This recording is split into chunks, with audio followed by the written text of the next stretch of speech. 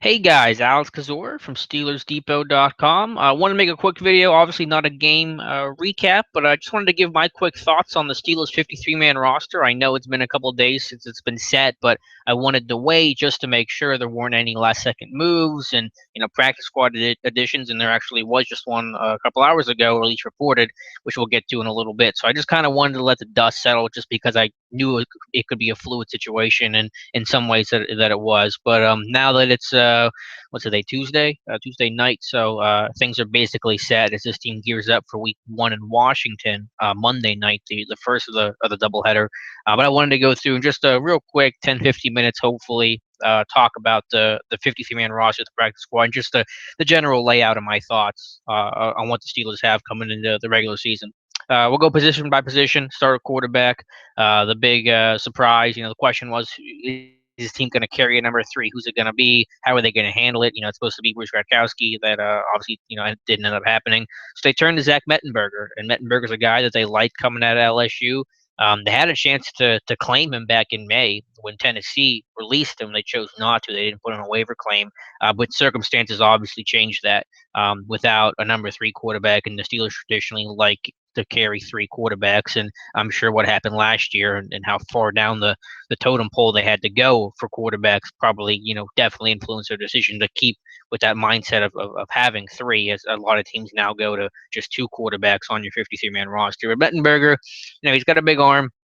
Hopefully he's going to be a little more stable system now. I'm not really expecting the moon for him, but you get him on the super cheap for 2 years. I think his base salaries are 600,000 this year, 670,000 in 2017. So, it is the very definition of a low risk and low investment move for a guy that they like. And I'm not really ever expecting a whole lot from him.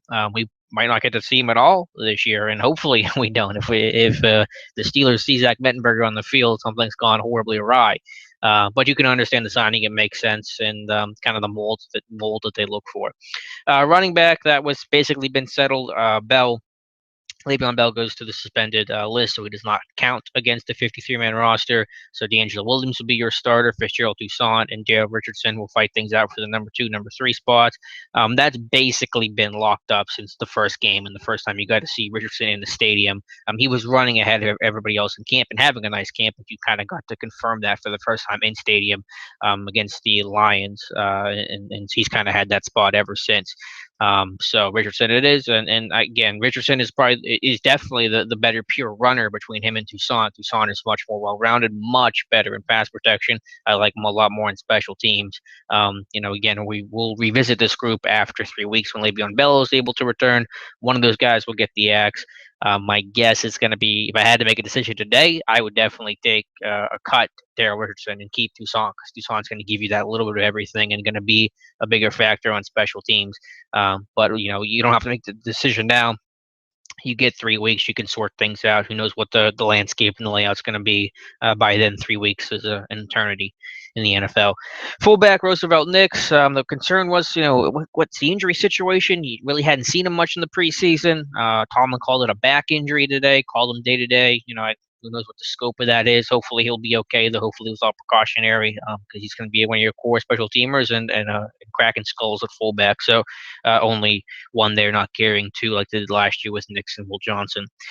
Tight end, I thought they might look for number 3 off the waiver wire, or one of these veteran guys. Maybe they put in a claim for somebody and they didn't get him, but Xavier Grimble is going to be your number 3. Obviously, that means, if everyone stays healthy, he's not going to have to really see the field. He might have a very small role on special teams on some of the kick return unit as basically one of the wedge guys. That's probably the extent of special teams use for him, provided this group stays healthy. And there are so many injury things to sort out. It's hard to guarantee anything right now, but if things kind of break the way that you expect them to break, Shamarko Thomas, if he can play, Anthony Chico seems basically certain to play right now. So you get some of those bodies back, and I don't think Grimble's going to have much of a need to play on special teams, maybe one of the wings on field goal unit.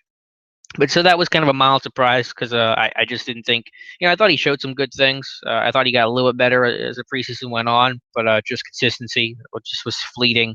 I didn't know if he had enough comfort as a blocker. I mean, he had some of the size and strength and desire, but I just didn't know if technically it was there, the leverage and the ability to stick to your blocks and keep your hands inside. I just didn't know if he'd really earned his way onto the roster. It almost seemed like by default because tight end depth wise was arguably and probably easily the weakest spot of this whole team in training camp. But he's there, and if someone goes down, even if Rosie Nix goes down, or if he can't play, in times where the Steelers want to put in a fullback, it's going to be David Johnson. That might elevate in some scenarios, 22 personnel, two running backs and two tight ends. That's going to elevate Grimble onto the field. So it's not the biggest concern by any means. Your number 3 tight end. You're not going to make a mountain out of a molehill, but I can't say I'm totally comfortable with having Xavier Grimble in game action, and hopefully it doesn't come to that point.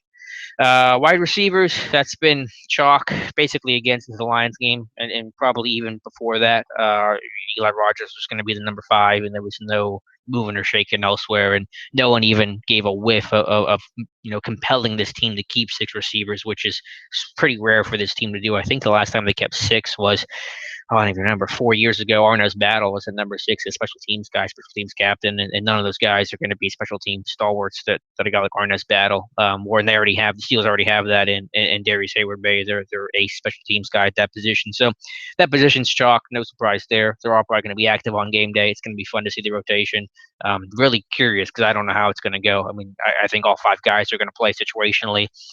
It's a lot of cooks in that kitchen, so it's going to be up to Tomlin, Richard Mann, and that group to kind of figure out, as Tomlin likes to say, the division of labor. Offensive line, pretty chalk as well. After Gerald Hawkins went on injured reserve, you kind of felt like this was going to be the 9. B.J. Finney and Chris Hubbard get to make this roster. Just going to be a factor of how many they keep on game day. I know some people, or most people, are saying they're only going to keep 7. That was kind of their philosophy maybe 3 years ago, but as they've kind of dealt with all the offensive line injuries and they've really felt that full on, they've been keeping 8 active on game day. So I think it's only going to be just one offensive lineman down. Probably B.J. Finney, provided Cody Wallace is okay, which I believe. I don't know if Tomlin even named him today on the injury report.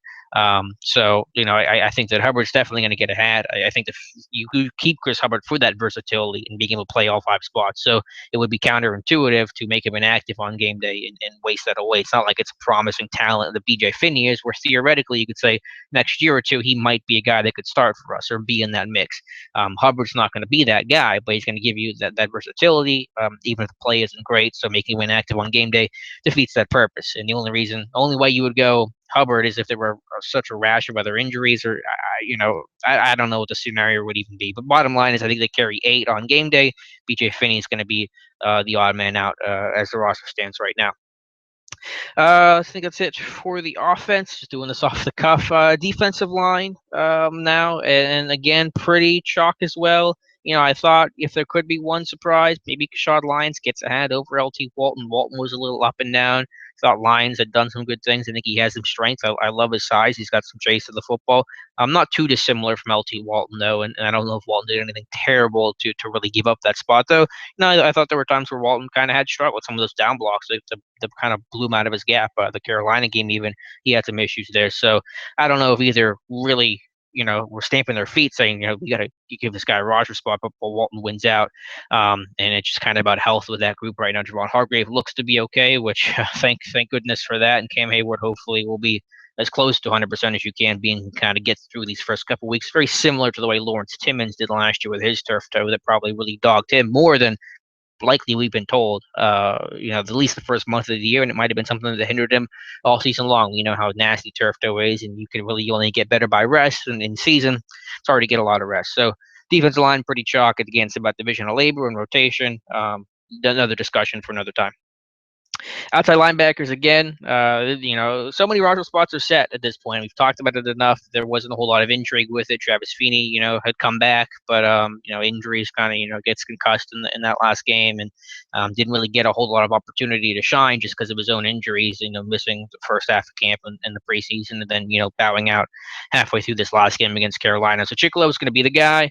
Obviously, the big news from that is Bud Dupree going on injured reserve for a core muscle tear, I guess is what it is. It's going to keep him out till at least week 9. Week 9 is the earliest he can return. It's usually week 8, but the Steelers have a bye week 8, so week 9 is the earliest he can come back. And I wrote about that. I don't want to rehash it all, but of course it's a big blow to a Steelers defense that I think was really counting on him to be that guy that can make the jump as a pass rusher and be a dominant guy and the guy that everybody has to worry about as an offense. So it's there was no guarantee he was going to make that jump, but I think he was that X factor to really take that pass rush to another level and to where this pass rush can be. 48 sacks last year, third in the NFL. That looks great, but we know the four-man pressure was not where it was supposed to be last year. Even with how great Hayward and Tuitt were, it still wasn't enough, which tells you how valuable those edge guys are. 15 sacks for the outside linebackers last year. So many of them product of the schemes or coverage or those kind of things. Not a whole lot of, just flat out winning. And I know that's tough and that's not going to happen repeatedly, but it wasn't where we're supposed to be in Pittsburgh. But that's the group right now, and it's unlikely to change. Inside linebackers, this was where things got pretty crazy.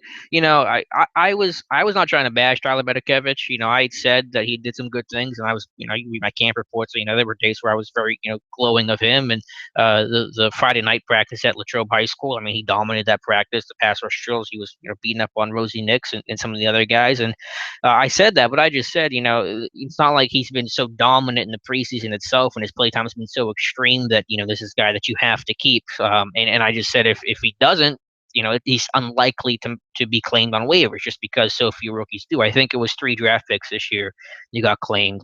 I don't know if any of them were 7th-round picks. Jeff Driscoll was one. Can't remember the other 2 right now. Driscoll's not a 7th-round pick, I don't think. I think he was 5th.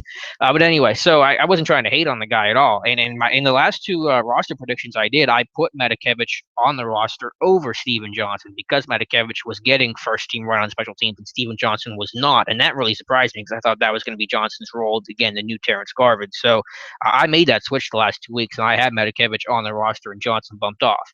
That's what they did initially, but in hindsight, you can see the rationale because they knew Dupree was going to go on injured reserve, so you release Steven Johnson, who's a vested veteran. He's not going to be eligible for waivers. He's not going to get claimed, and you can do that wink and a nod and say, well, sign back after we put Dupree on injured reserve. So even though Matakevich's chances of being claimed were very low, the 3% that I talked about for Matakevich is still higher than Johnson's 0% because he was not subject to waivers. He was a best veteran 4 years plus in the league. So that's the group. So they end up keeping them all: LJ Fort, Tyler Matakevich, and Steven Johnson. Probably not all going to be active on game day now, especially now that Bud Dupree won on injured reserve. Definitely not all going to be active on game day. Just a question of if 1 or 2 are going to be inactive. At least 1. Will it be 2?